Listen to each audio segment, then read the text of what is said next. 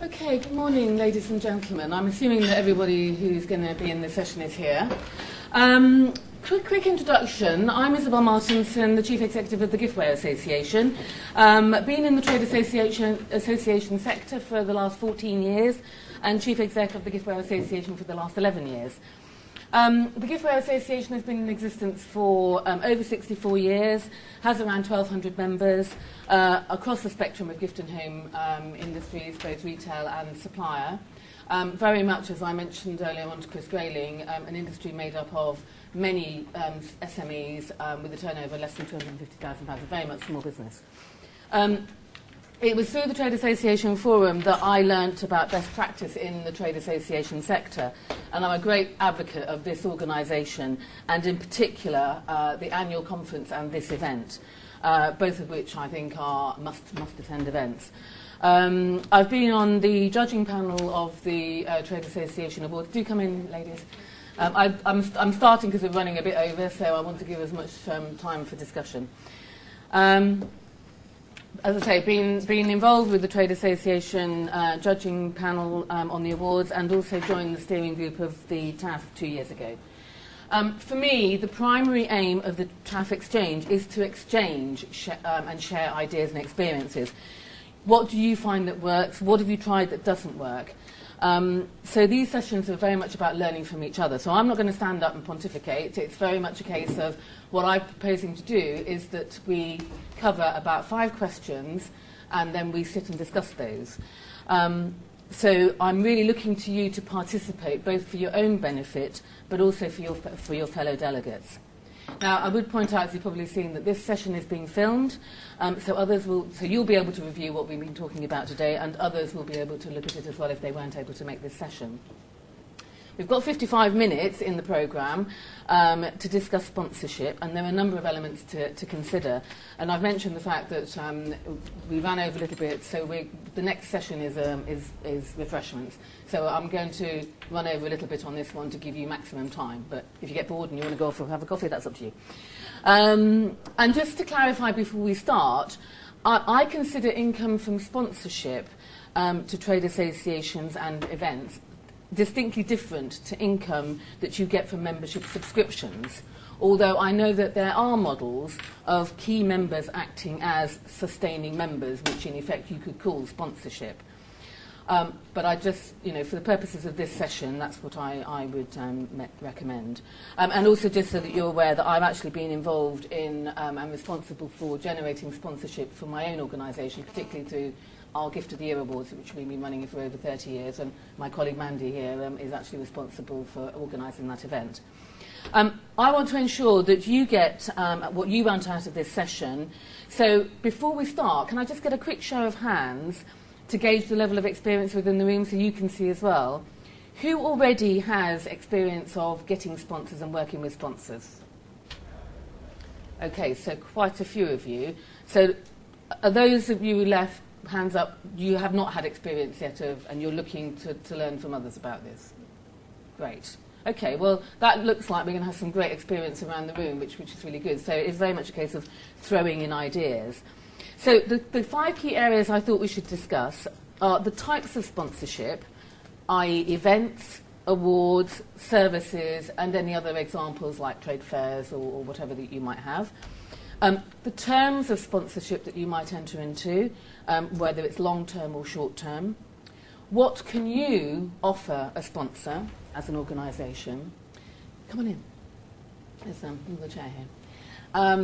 And in particular, from talking to others and learning from other people ourselves and our own experience, is putting yourself in the shoes of an existing or a potential sponsor and creating bespoke packages to meet the needs of those sponsors. And then the final point, retaining sponsorship. So let's start with types of sponsorship. Does anyone want to throw in some ideas either on, how they go about their experiences of particularly sponsorship of events or awards or particular services?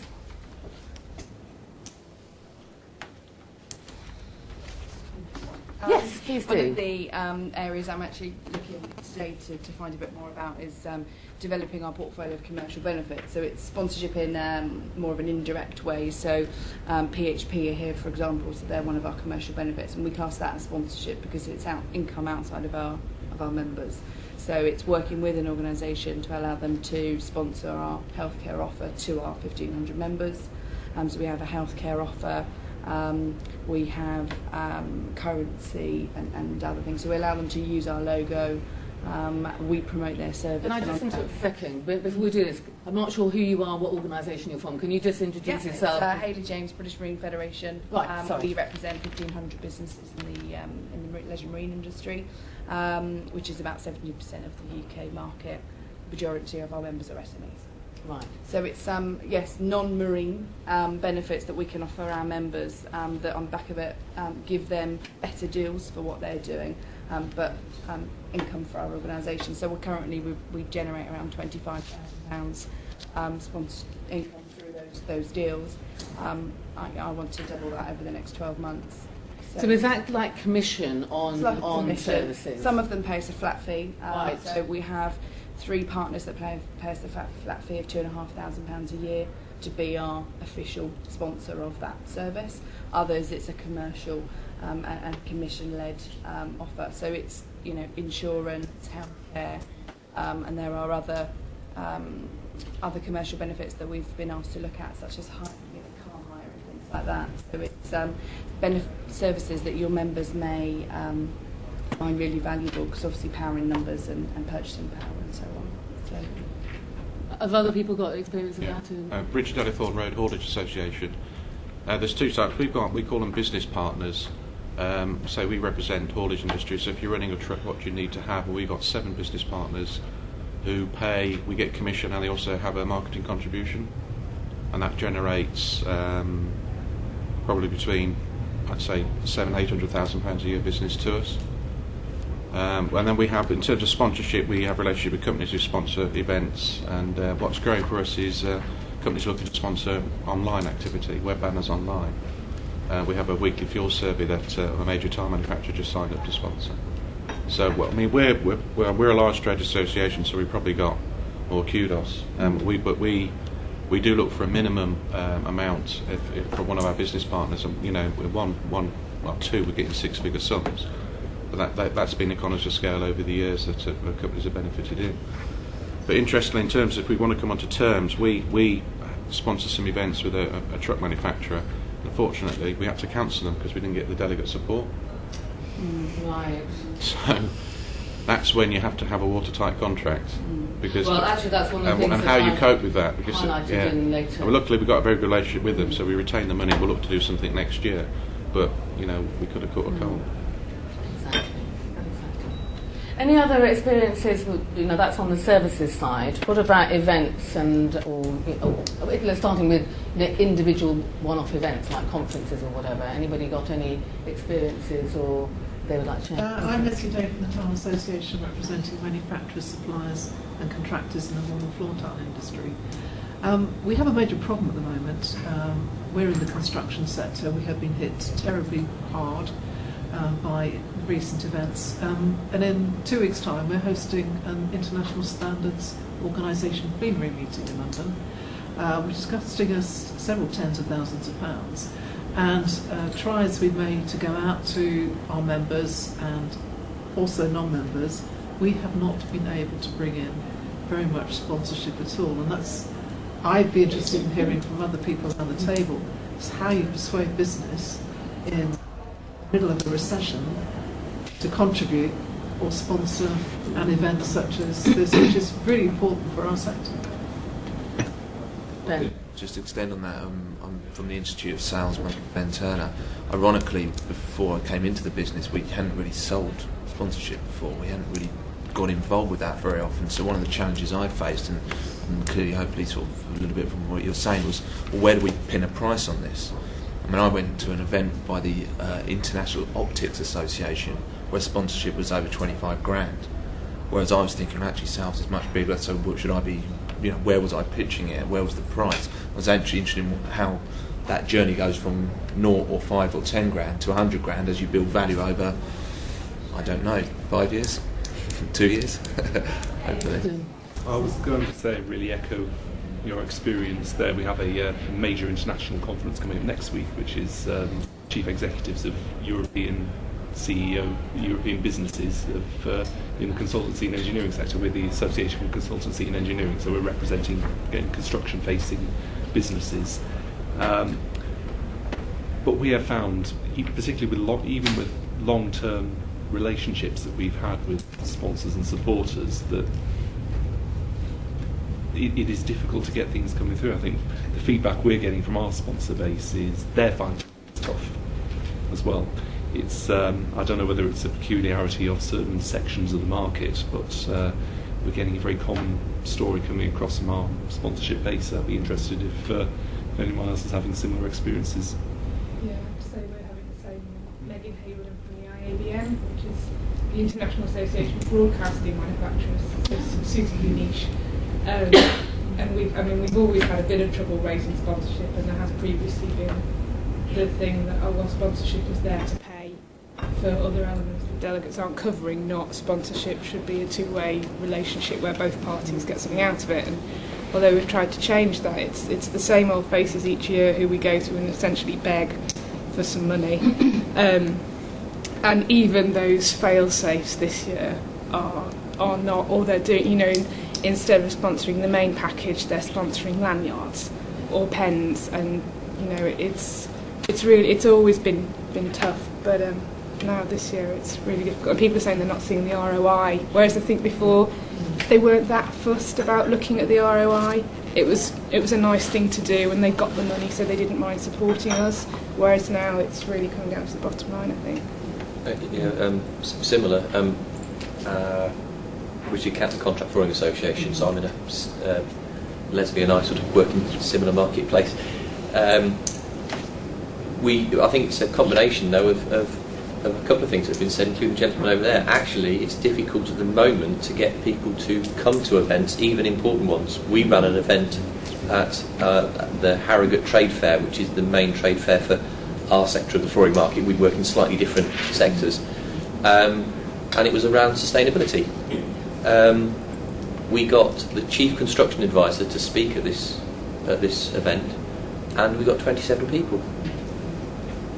I mean, these are sustainability. It's a massively important part of the industry, a sort of standards type thing. It's going to affect us. It's a government key initiative, but we've got 27 people came to it. It's very difficult at the moment to get people to come out of their businesses to go to events, and I think the sponsors are aware of this. And going back to the comment you just made, that often at the moment it's being very much cost driven, and actually not by creative marketing brains. It's more about looking at the bottom line and somebody saying, well, for this, what am I actually getting? Where we've had any success, it's been literally presenting a sponsorship package that says, we do this, you get that. It has to be a very commercial orientated approach. I think that really takes us on, if we go on to the next sort of point, which is terms of sponsorship. And I think this is very much, our experience and the experience of people around the table, is that you actually do have to analyse what you are going to offer. And you need to basically think about what it is you can offer, and also what's the audience that you are working with. And certainly with our organisation, our market is made up of a lot of small companies. So you have to then be quite selective about who you are thinking about being a sponsor. Because if you go to a large provider of, financial services or whatever, but they are not interested in operating in the small business market, it's a non-starter. So you've got to think about the sponsor and what they're looking for, because they are doing it, as you say, not now for, it's a nice thing to do and we might get some business out of it. They're going to be much more hard-nosed about it. They are going to be looking at return on investment. And so therefore, it is very much about drawing up the assets that you've got that you are able to offer and what you think they want out of it.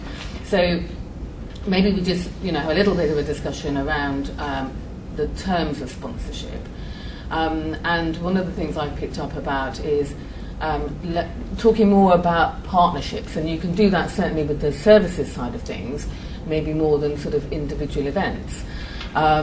But they're thinking about trying to get people to commit to a long-term sponsorship package, so 3 to 5 years or something. Now, obviously, there are advantages for you as a trade association on that, in that you've got, you can do some planning, you've got some financial security, you have the opportunity of developing long-term relationships, which might then go on into services or whatever. It's good for the trade association and potentially good for the sponsor. It's likely to achieve more for both parties because it's a longer-term relationship, and more likely to then deliver in the long term what a sponsor wants. The disadvantages, obviously, is the lack of flexibility that you might have. So this is the importance about having contracts and having exit clauses, etc., so that you don't get caught out, as you indicate, if you don't have a decent contract. Then obviously there's the short-term sort of contracts that you could do, i.e. just the duration of a particular project or event. A 3-month project, say, just to test the water, see how it goes, 6 months, 12 months, etc. But the clear message I wanted to bounce around the table here was that to have a contract and make sure that you spell out the expectations for both parties and be clear and have some measurements in there and have some time frames, and you have a notice to quit.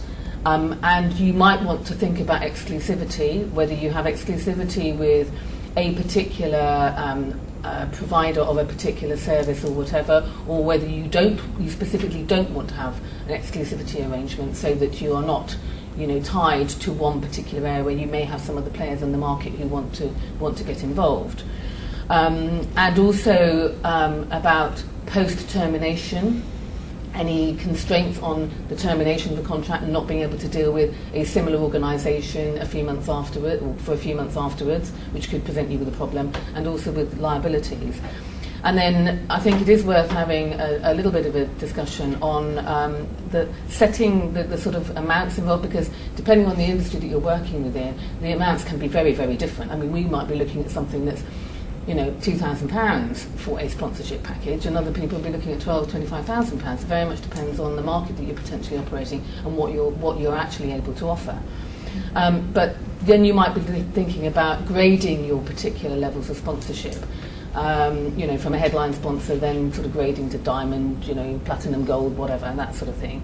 But also talking about the value rather than just all about cost. So trying to add in some other things, and I'll come on to that when we talk about what you can offer a sponsor.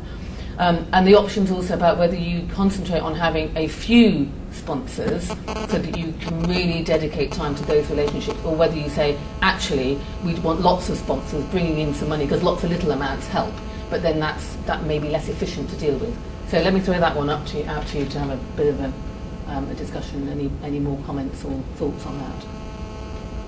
Can I just ask, I'm Alison from the British Coatings Federation, we look after paints, powder coating manufacturers. Would you suggest a contract is needed just for 1 year if it was a one-event sponsorship? And I have a very basic form that they might sign, but I'm concerned on the partnership side. We tend to keep partnerships separate from the sponsorship. Sure. We've just had about 2,000 legal fees on the partnership with the company, and we probably won't even recoup that in 2 or 3 years from the commission. Yeah, I mean, I say a contract, I don't really think of a legal contract. I've drawn up some sort of basic sort of terms and conditions, I suppose, that you might draw up, cobbling together, with other experiences that you've had, or other contracts that you might, formal contracts that you might have, drawing something up, and then literally just getting people to sign to agree those terms. So I don't think you need to, from our experience, we haven't spent a lot of money on legal fees. We have just used our experience at drawing up a set of criteria and expectations and deliverables and measurements that both parties agree. And you have that discussion, and you might adapt that, and then you agree to that. But at least you've got something there in writing, even for 1 year, which means that if something happens subsequently, then hopefully you wouldn't want to go legal on it, but at least you've got something there in black and white that both parties have agreed to. I mean, Richard Anythorn again. The RHA's got a lot of history of business partners. We had to take legal advice to come out of the contract and how we would actually extract ourselves. That was on our insurance contract. And we also do have contracts and service level agreements with all our business partners who offer, because they trade under the RHA name. So you do have to be, I would recommend you get some form of service level agreement. You can have a contract, the legal words, then have the schedules on performance indicators, etc. as a schedule, because they can be changed. Yeah. But I would recommend you have some form of formal service level agreement so everyone is clear about what's expected. And we've undergone a lot of strategic review, and I'm bringing in a new insurance partner next year. We're looking at our legal expenses insurance provider. It's all contract backed, and unfortunately I've inherited complex contracts, so I've got to get legal advice in to make sure what we can and can't do. But moving forward, we do operate on contract, actual formal contract.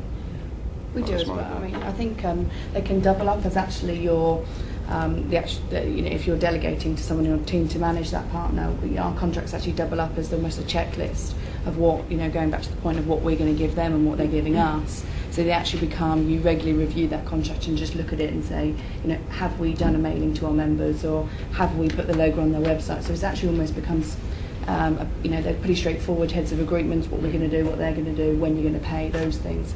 But it just ensures that you're looking back and making sure you are actually doing it. On the point about the service providers that we deal with, how we've got around our sponsorship is most of our sponsorship of events, newsletters and things like that generally are sponsored by our business partners and service providers. So it's long-term relationship. Is that part of their package? It's not actually, is it in addition to It's in addition. It's just them seeing our events as opportunities to reach our members, to get that message across and build their brands. So very rarely, outside of our own membership, any of our members that are looking to sponsor any of our B2B events, obviously they're key targets, but it's our commercial partners that always come forward, and I think it's because we already have a long-term relationship with them. They're looking to, we don't invite them to our events unless they do some kind of sponsorship. So the initial deal with them isn't overly inflated in price, it's fair, but we know on the back of that they are going to sponsor at least one or two events, so then we package the whole thing up. So we've got round that sponsorship issue just by dealing with existing sponsors, but there's no one new coming to the table at the moment. It's the same with everyone else. We have some sort of issues around the way that we're selling as a new area, and being the Institute of Sales, we're sort of trying to make sure we get all this type of thing right. So one of the issues that we might have had was around creating bespoke packages. A good way of selling, let's make sure that we're really operating what the client wants, but what you find is you do more than 5, 10, 15 of these bespoke packages due to time resource that you've got internally. You've got a massive problem actually realising what on earth are we supplying these guys, what have we agreed to, what has gone wrong. You actually got a full-time resource being taken out of the business to manage of making sure that the delivery is okay. So actually next time what we might be looking to do is scale it all back and having just set packages, which doesn't sit very nicely for me, because I'm just thinking, well, there's no room to really tailor something to the client. But having said that, trying to manage it on the other side, we're trying to have this balance here. I don't know whether anyone else has experience where they've just turned around and said, no, there's no way we can do a bespoke anymore because it's just too much to manage. It's okay if it's 800 grand, I'll take that, I'll manage that. Any other comments? Like I said, our business partner, we base it on whatever a trade association or what if you're running a business, whatever that is, what do they need to have? Which I've actually pulled back, because you end up diluting the brand, because our business partners trade on our name. So they can say RHA Fuel Card, RHA Communications, for example. And the other point, come back to contracts, one of our business partners has hit cash flow problems, so they've been late paying on commission and marketing spend. So you need a contract to, how do you actually start negotiating that? So the first advice is, whatever trade associate, what do your members need to have? And then get business partner arrangements around that. Any other comments on that one, or should we move on to discussing the sorts of things that you can offer to the sponsors, which is really important. And I just run through a few headings that you might like to just discuss. It is about thinking about what you have got to offer, and I think with trade associations we're sometimes a little bit self-deprecating about actually what we can offer. Actually we're introducing people to a raft of people, and because actually they've mentioned about trust earlier on, I think the one thing that from our experience is that trust is something that our members do trust in us. They trust us more than they trust external consultants. They trust us more than they might trust government departments or whatever. So you have got that trust, so that therefore you mustn't betray that trust. Therefore, whoever you end up working with, you need to make sure that that's in the interest of your members and protect your members. But because your members will then look at who you are recommending to them, and they will trust that you have actually selected appropriate people. So it is that balancing. It's not just sort of getting in the money and then, that's it. It is very much about selecting, appropriate organisations to work with. So, the opportunities that you're giving to potential sponsors are to engage with your members. That's at events, that's, general introductions, seminars or whatever. There's hospitality that you can work with together on. Internal employee motivation and engagement, and that's on both sides of the party. The opportunity for people within an organisation that may be sponsoring you to work and network and volunteer within your own organisation or within the membership generally. So that can provide them with personal development, it can provide them with training, learning new skills, secondment basically amongst different businesses, benchmarking, a unique experience, something that money can't buy, CSR, corporate social responsibility opportunities, charitable work, etc. Database, obviously you've got your database now and therefore your members' information on there. Now that's the one area I'd say be really, really careful about. And you've got to think about data compliance, but more importantly it's about the trust thing and how your members feel about it. Because I know our members, we are absolutely adamant. If we were to sell our database to anybody, then we would lose our members in droves, simple as that. Working with people and managing the communication to our members through us is a different matter. But think about the audience profiles that you have got through your members that you are able to offer to a potential sponsor. Think about newsletters, that's internal, external communications, websites, you've touched on that. I think the whole website side of things now, social media, communicating to people, blogs, podcasts, webinars, etc., even LinkedIn. The social media side is an area where you can really get out to people, and your potential sponsors might really value that. Surveys, some of you touched on, people sponsoring particular surveys, reports, journals maybe not so much these days. Simple things like putting their logos on your membership invoices, any flyers that you might be producing, brochures, direct mail, competitions that you might be running or whatever. Think about the facilities that you've got in your own venue, your own offices. In our case, we've got a really swept up building. We've got conference facilities on the top floor. Potentially, you could say to your sponsors, we've got meeting rooms, we've got a conference facility, we've got a nice boardroom. As a sponsor, you could come and use those facilities. So that is something that you can, in effect, offer as part of your package.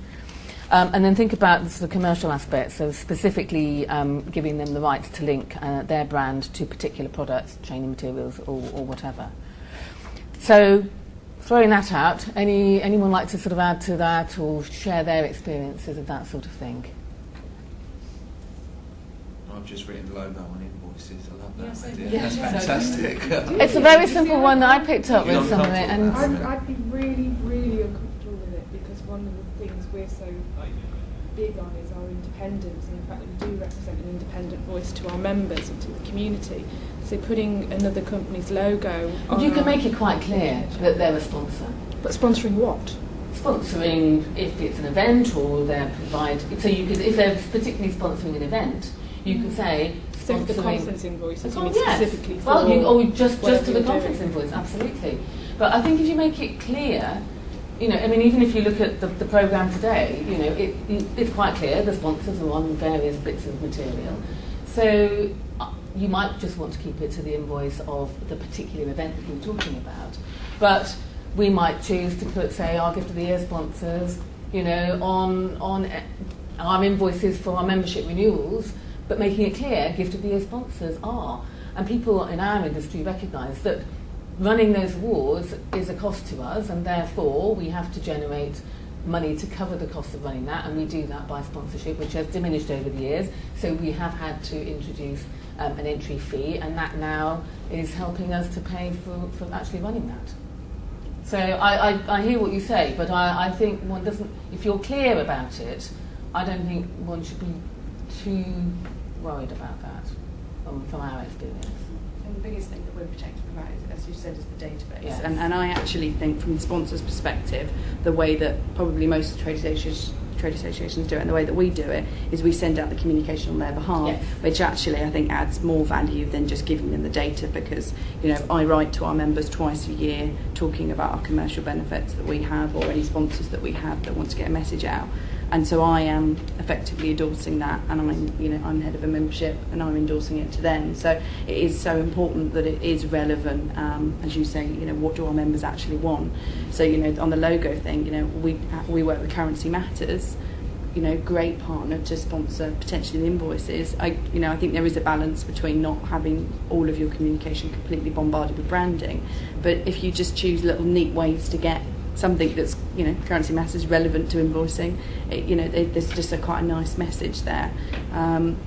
But yeah, it's the databases I think is the thing that we should be most protective about. I was interested to see with sponsorship how many associations sort of give use of their logo, because that's something that we're sort of toying with at the moment. If we do joint marketing communication, we let them use our logos, but we don't actually have a partner status logo, which we're currently looking to review. So our members use our logo as their stamp of credibility, and it is recognised in our industry by the consumer and obviously by the trade. And one of the things we are looking to extend that family of brands and say partner of British Marine Federation.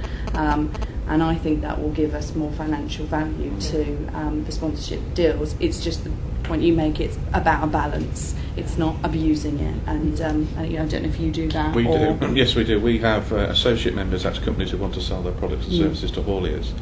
And I rebranded it. We go like bronze, silver, gold. They can use the RHA logo, but they have to say RHA Associate. Yeah. They can't. And our members use the RHA logo because that's a well-known brand. So that works. Yeah, we've done a similar thing with Gift of the Year, where we've actually given our sponsors a proud sponsor logo, which they can then use, and that helps extend the brand as well and promote that, and it makes them feel good. Yeah. Any other experiences or thoughts on that? Okay, well let's move on to really then putting yourself in the shoes of an existing or potential sponsor.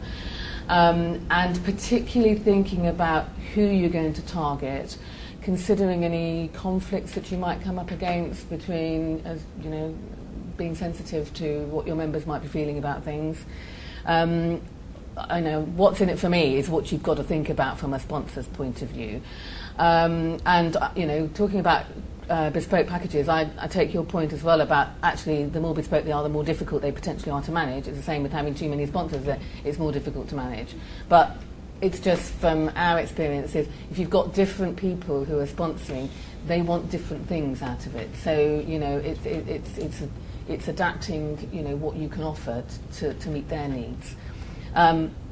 I would say the other thing is about regular communication with your sponsors and regular feedback from them, engagement and inclusion with what you're doing, and making them feel special and valued, because that then potentially helps them, you retain that sponsorship. We keep reminding them what you're doing for them on their behalf and what you are bringing to them, so that, it's a bit like your membership. You don't sort of, sign you up and then you don't talk to you for a year, and then, oh, by the way, it's renewal time. And they think, well, hang on, what have I got out of this? It's the same with the sponsor. You've got to keep reminding the sponsor the value that they are getting out of being involved with you and giving them opportunities and sort of keeping them on board. And that takes time, and it is about managing those relationships. So if I throw that out, anyone got any sort of comments or experiences or questions they want to ask about that? Don't mind me chipping in. No, absolutely. We do this quite a lot, but we have quarterly review meetings with our business partners.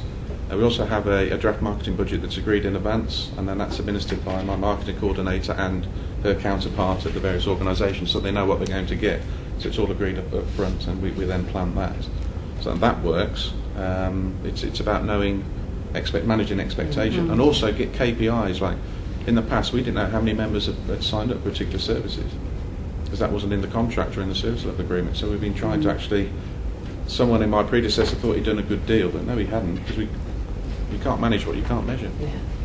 So we're taking that back in now and getting that information so that we can put on our CRM. This member uses a fuel card, we know about law plan, but and other services. So when they come up to renew and they don't want to renew, you can say, well, you're getting all these benefits as well as using these services, and they will go if you come out of membership. So it builds up that way. I think one experience we have of bespoke packages is you can sort of hit a middle ground where you can, rather than it being absolutely a blank sheet of paper that you're talking to people about, you can actually come up with a suite of things that are things that you believe they might be interested in, and you can make those across the different sectors or the different people you might be approaching. So you sort of, if you go into a discussion, you sort of know that part of the list will be more interesting than that part of the list to the person you're going to talk about. But you also try and make them deliverable, easily deliverable for you, so that it's not an onerous administration task. It's actually something that you can turn on and turn off quite quickly. So that could be logos on your website or whatever. And we've had some success in doing that. But I think it's interesting you talk about business partners, because I think we've also had interest from companies who are members wanting to help us with events. But I think you've got to be very careful there, because if you were to generically send out and put a logo on the general invoice for those companies, then other members go, hold on a minute, why am I not getting this opportunity? And even if you have a discussion with them, well, you've been lucky to have that discussion actually, because there'll be a lot of them that will just go, well, we didn't get that. And so that there's actually quite a definite, a fine line between business partners and membership. That's why it's always easier to get the business partners completely. All of ours are pretty much quite just separate from what our businesses do, because it's just it does. I don't think it's the right thing to do for our organisation. I think certain insurers, for example, are doing marine insurance. So we're looking at an insurance partner at the moment, but it is going to have a lot of conflict. So my recommendation is to not do that.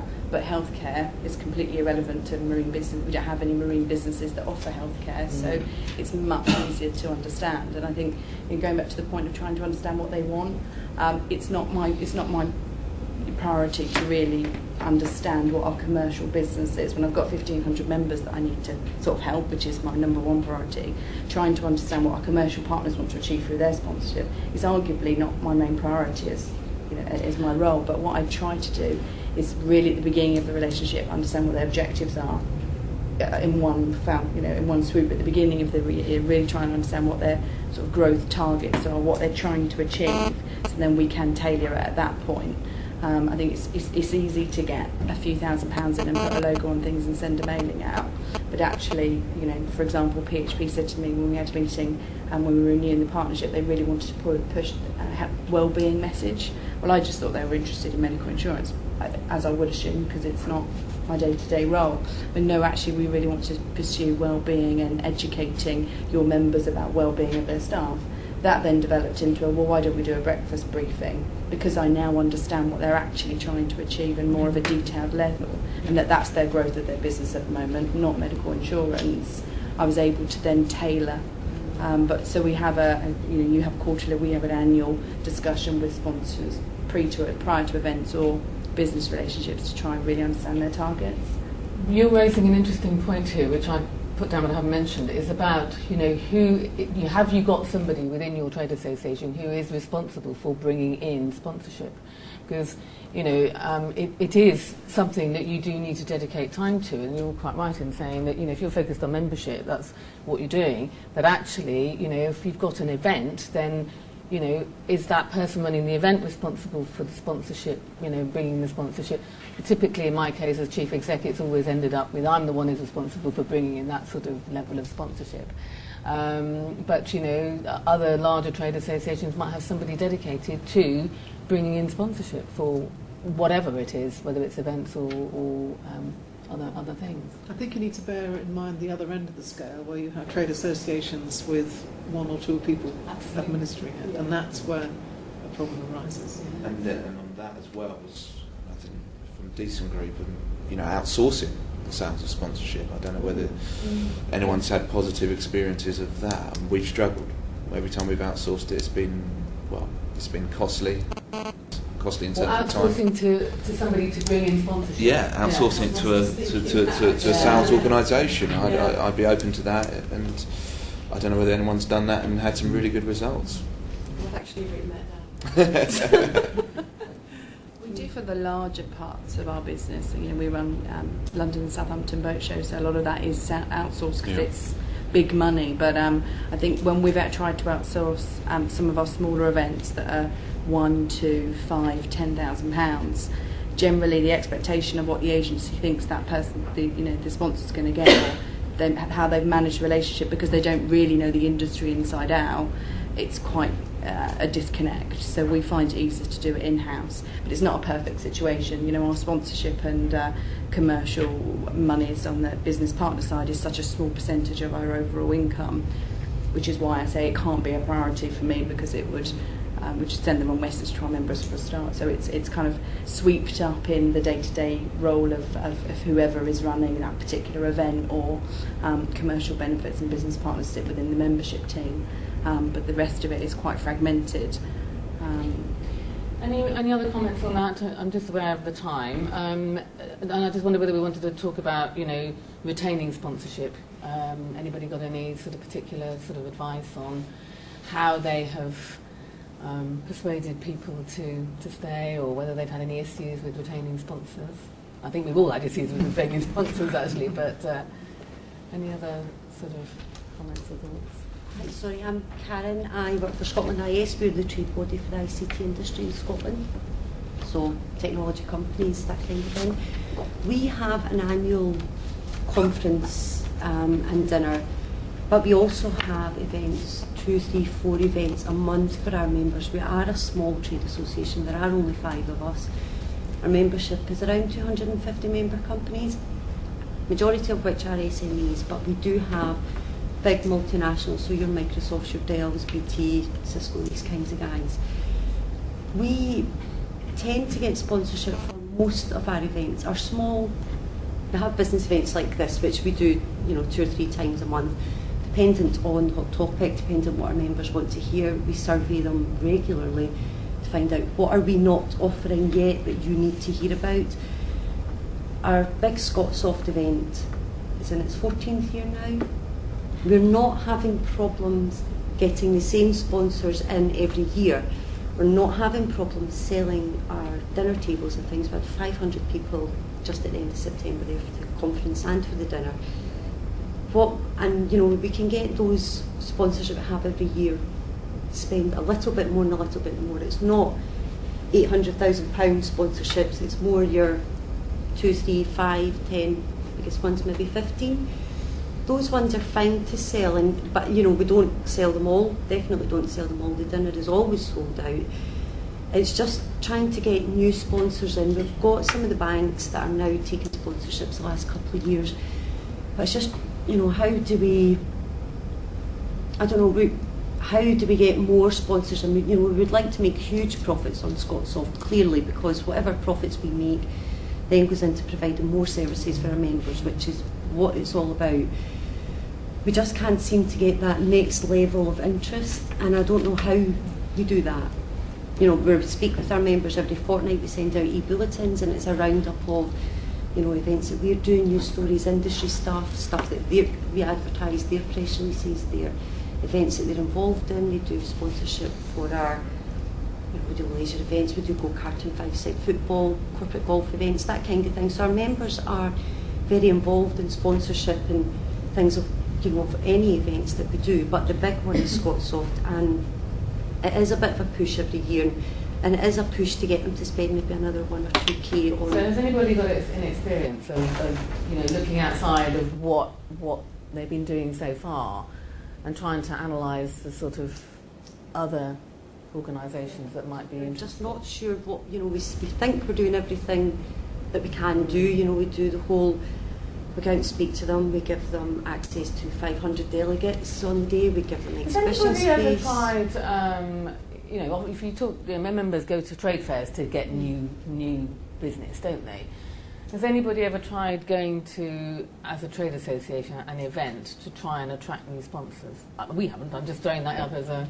We started exhibiting at transport and logistics exhibitions to get members, and also you get associate members, and people then come to us and say, what about this, what about that? That works, definitely. Yeah.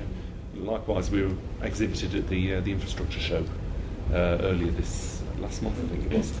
And we found it was there largely to demonstrate that we were present and we were in that space, and we were interested in what was going on in those sectors. From that perspective, it was quite useful. So those are the sectors. I mean, yes, we do all our own giftware shows, so we have a strong presence in those.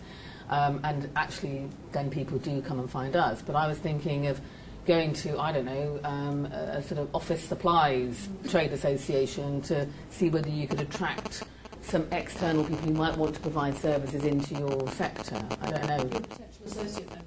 Yes, exactly. So I think we have a member-only event. Our annual conference in Digger is a member-only event. So we've got our full members who are manufacturers of coatings and then associate members of suppliers. And the only way you can come to our event is either to be a member or a sponsor. So I find the best way is to go to the suppliers who haven't got it in their budget to join the federation but want to network with the manufacturers. They will sponsor, and we've had the same 2 or 3 companies each year. Because that's the only way they're going to get to the event. Yes, yeah, that's a good suggestion. Carers aren't exclusive. We have, there's members' discounts and things for tables and sponsorship packages and things, but if you're not a member of Scotland IAS, all of our little business events and networking sessions or workshops and things that we have, they're free to members. That's part and parcel of your annual membership fees. But non-members do have to pay, and there has to be a clear definition between what you get from Scotland IAS as a member benefit and what you don't. So to attend events is more expensive if you're not a non-member. To come along to our annual dinner, table prices are much more expensive. So it's to try and entice them to take membership, because if you're planning on coming to these events regularly, it's going to save you money in the long run. So, we don't. So our sponsors now get access to all of our members within the IT industry, who then bring guests from within the industry, or recruitment companies tend to bring their clients. So Tesco Bank's always at Scotsoft, Clydesdale Bank and their guests, Standard Life, these kinds of guys. So you don't have to be a member to still get access to network with. Well, I mean, it may be something. I mean, we've had to adjust how we do things. You might get to the point where you say, actually, that's got to stop, and we've got to change the way we do things. I'm aware of the time, and there are people around the table who haven't necessarily sort of asked any questions. Can I just quickly go around the room before we stop to say, has anybody got any? Did you get out of it what you wanted? Have you answered? We're very small on the sponsorship. Okay. So maybe I think big potential. So it's been Good. Yes, thank you. Andy? Great, thanks for contributing so much. You okay? I just had some new ideas. We have sponsorship models where we allow suppliers to sponsor kind of communications in the main. But this has just given me a whole bunch of new ideas in terms of the invoices and other things that we could push to those suppliers to sponsor some things. So that was really helpful. Thanks. Are you happy with? Yes. I think so. Yes, thank you. We are a very small organisation, but it's all new information. Right. Yes, thank you. Yes, I don't deal directly with sponsorship, but I deal with communications, and it ties in a bit, so it's been interesting. Good. I work with Leslie, so it's just new ideas. It's nice to know that we're not the only ones who've got the problem of bringing sponsorship in. Absolutely.